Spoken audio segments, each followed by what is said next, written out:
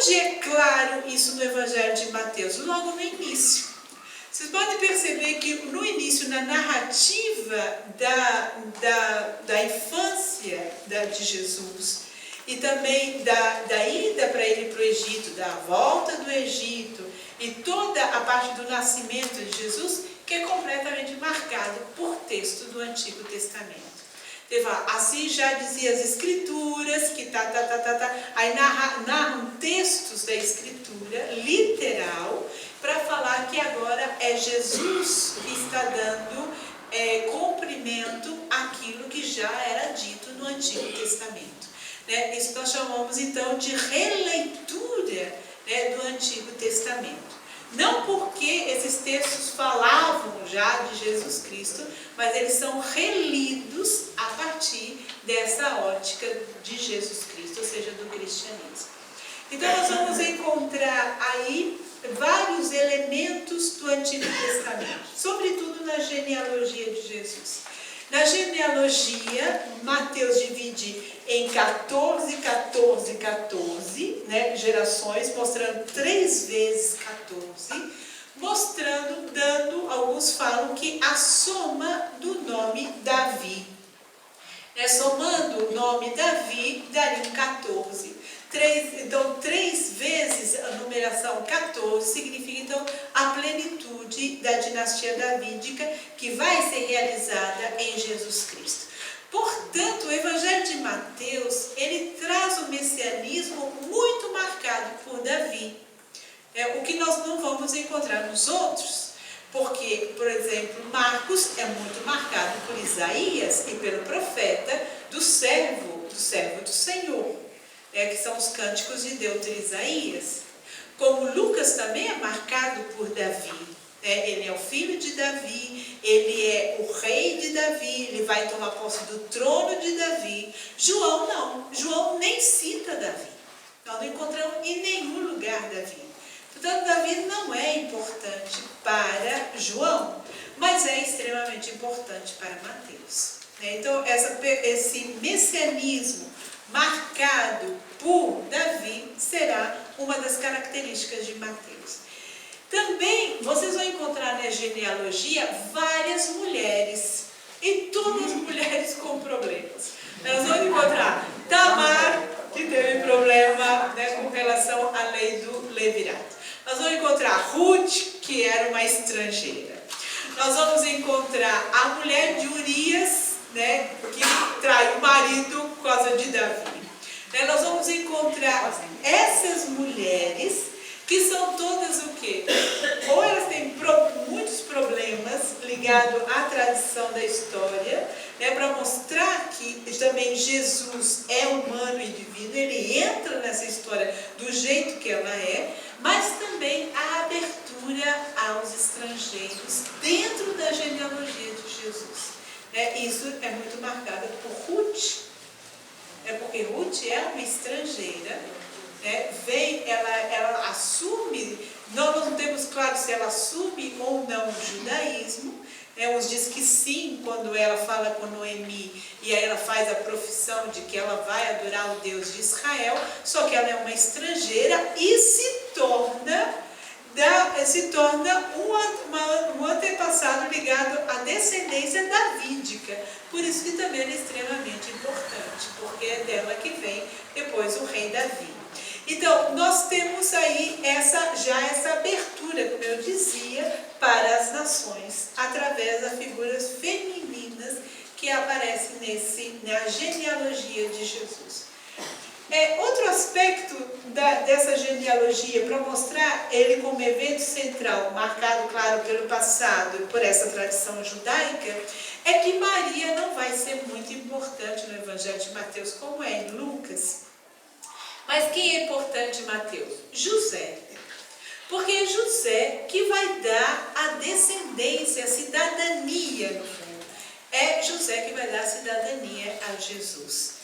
E aí ele é uma figura central. Tanto que nós não temos a anunciação a Maria, mas nós temos a anunciação para José. É porque José está dormindo, num sonho aparece esse anjo e fala que ela vai ficar grávida por obra do Espírito Santo e que é para ele não mandar ela embora, mas assumir Maria. Então nós temos a anunciação para José. Né? Não ganhou a mesma popularidade como ganhou de Maria, mas nós temos aí um anúncio, né, do nascimento de Jesus para José. E aí esse texto marca também essa questão do aspecto da humanidade, né, de Jesus, apesar de ter muito forte, né, que ele não é filho, né, de José, mas o que é importante aí é que é José que vai transmitir a tradição judaica junto com Maria. E é ele que vai dar a cidadania. Aí nós temos esse aspecto muito forte. E aí essa imagem de José vai marcar esse início do Evangelho de Mateus. É ele que vai levar, ele vai ter que ir para outra cidade, depois ele vai ter que trazer Maria, ele que traz. Então ele tem um papel muito ativo, apesar de não falar nada, mas ele tem um papel muito ativo no Evangelho de Mateus. Bem, Jesus não é importante somente para a história do povo de Israel, mas ele dá o sentido da história de todos os povos, considerando-os como um povo eleito. Esse sentido de ser povo eleito está presente que Mateus, quando ele fala que as comunidades agora marcadas por pessoas que vinham do judaísmo, mas marcadas também por pessoas que vinham do paganismo, elas são agora em Jesus Cristo a igreja de Deus. Então ela é o povo eleito de Deus. Isso é claro no Evangelho de Mateus, o que também já era claro em São Paulo, mas ele coloca isso muito forte. Não é só o povo de Israel que é um povo eleito, mas agora o povo que adere a Jesus Cristo, ele se torna então um povo eleito, um povo escolhido por Deus. Bem, Jesus Cristo. Bem, o primeiro aspecto de Jesus Cristo é que Jesus é o Messias. Isso está presente na proclamação, que é dada de Mateus 16, de que ele é, o Messias, o Filho de Deus. Esse é o ponto central do Evangelho. O Evangelho todo é marcado por esse messianismo de Jesus. E ele é enviado, então, para o cumprimento das promessas feitas ao povo eleito, ou seja, ao povo de Israel, que agora, então, ele amplia, como povo eleito, aqueles que também vão aderir a Jesus Cristo. Porque se Jesus vai cumprir essas promessas, aquele que adere a Jesus, ele também entra dentro desse povo da promessa, desse povo eleito. É por isso que Jesus, no Evangelho de Mateus, ele não vai eliminar a lei. Ele diz, claro, eu não vim para eliminar a lei. Eu não vou tirar nenhum iota, ou seja, eu não vou tirar nenhuma da menor letra que existe na lei, mas eu vou dar pleno cumprimento da lei. Esse é interessante, por quê? Porque a lei não é eliminada com Jesus Cristo, ela chega à sua plenitude. E qual é a plenitude da lei? É a justiça, o cumprimento da justiça. Agora, não mais a lei que vai ditar, mas essa lei cumprida na pessoa de Jesus Cristo, que é a imagem daquele que realizou plenamente a justiça, que será marcado o nosso agir ético. Então nós não vamos ter norma do que se deve e se não deve fazer, mas ele agora será o parâmetro para o nosso agir ético. E isso nos dá, então, o que seria para nós a liberdade. Ou seja, o nosso agir ético é marcado por Jesus Cristo, pelo agir de Jesus Cristo, por aquilo que Jesus falou. Por isso é marcado pelos valores que nós chamamos de valores evangélicos. Mas agora nós vamos entender esse messianismo. O que é ser Messias? Bem, a palavra Messias significa ungido, porém teologicamente designa um Salvador, né, com qualidades humanas e ao mesmo tempo divina e transcendental. Vamos tirar essa palavra que é mais complicada.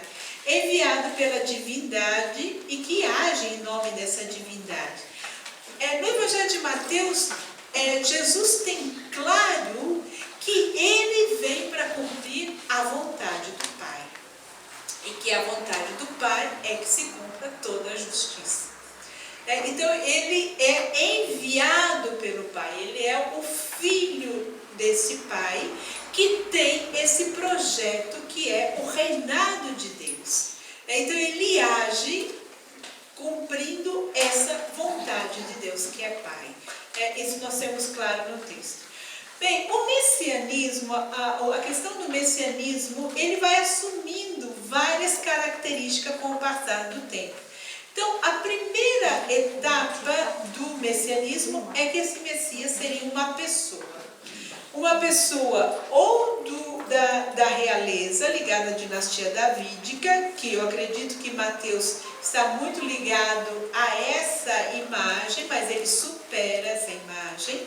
Sobretudo por causa de 2 Samuel 7, segundo livro de Samuel 7, quando Davi quer construir uma casa para Deus e Deus diz, olha, eu não quero casa nenhuma, estou muito bem do jeito que eu estou, mas é eu que vou construir uma dinastia para Davi.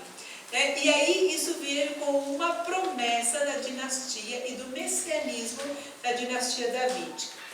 Bem, outra imagem de Messias seria sacerdotal, ou sumo sacerdote. Seria um sacerdote ou um sumo sacerdote, que está muito presente, sobretudo na carta aos Hebreus, em outras cartas, mas não está presente em Mateus. Nós não temos essa visão em Mateus, nem ligada a Arão e nem ligada a Melquisedeque.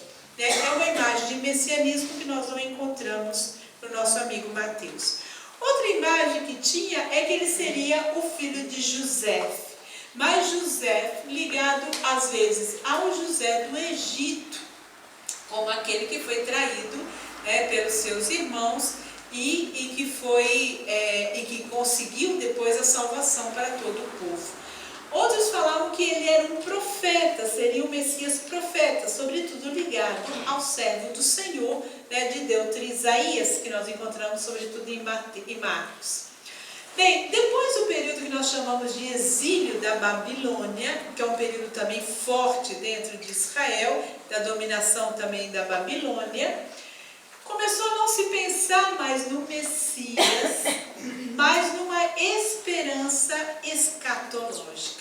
É por isso que o messianismo começa a ganhar elementos ligados à apocalíptica, de que haveria um intervento não de uma pessoa divina, uma pessoa enviada por Deus, com poderes que viria desse Deus. Aí nós temos, por exemplo, a imagem do Apocalipse muito forte, que seria essa imagem de como seria o final dos tempos, que como nós não sabemos como será o fim dos tempos, se usa uma linguagem apocalíptica.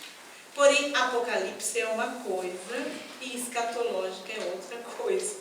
Mas se usa elementos dessa literatura apocalíptica para falar sobre o messianismo de Jesus. Bem, dentro desse contexto, começa a surgir que não seria uma pessoa, talvez, mas seria uma era messiânica. Poderia ser uma pessoa, mas também uma era messiânica. E aí vem o que significa essa era messiânica, que sabendo isso, olha, metade dos seus problemas serão resolvidos. Não econômicos, desculpa. Porque a gente vai entender o que é realmente o messianismo de Jesus. E entender por que o Evangelho de Mateus traz narrativas e discursos sobre isso. Então, primeiro nós já aprendemos por que Jesus está ligado com o Messias, com a dinastia davídica. Porque essa era uma visão messiânica da sua época. Agora, também nós temos elementos do messianismo profético? Temos vários elementos do messianismo profético, mas não tanto ligado a Isaías, ligado a Jeremias e ligado a Miqueias. Miqueias é muito importante, que foi o tema do ano passado do mês da Bíblia. Então, Miqueias está muito ligado à questão da justiça e Jeremias ligado ao aspecto da nova aliança e ao aspecto escatológico. Então, existe o messianismo profético de Deus? Existe, mas não tanto Deuterocrito e Isaías. Ligado mais a Jeremias e ligado mais a Miqueias. Bem, nessa era messiânica, quais são as características dessa era messiânica? A primeira é que teria o julgamento de Israel e o julgamento das nações. E teria a salvação de Israel em múltiplas formas. Bem, vamos lá no primeiro ponto, o julgamento de Israel e das nações. Se vocês verem o discurso de João Batista no Evangelho de Mateus, ele fala sobre isso, né?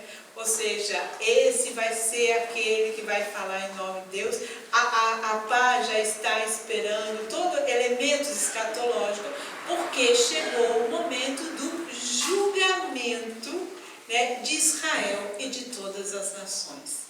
Então, essa é uma característica, né, da era messiânica. Ou seja, o Messias é aquele que irá julgar as nações. Por isso que Jesus adquire no Evangelho de Mateus característica de juiz. É ele que vai julgar no fim dos tempos, né, os cabritos das ovelhas, de um lado e do outro, e todo aquele discurso, né, que Jesus fala, eu tive fome, você não me deu de comer, ou eu tive fome, você me deu de comer, e é ele que irá julgar, né, no fim dos tempos. Esse é um elemento messiânico, marcado do messianismo de Jesus. Outro aspecto que Mateus faz muito é comparar Jesus com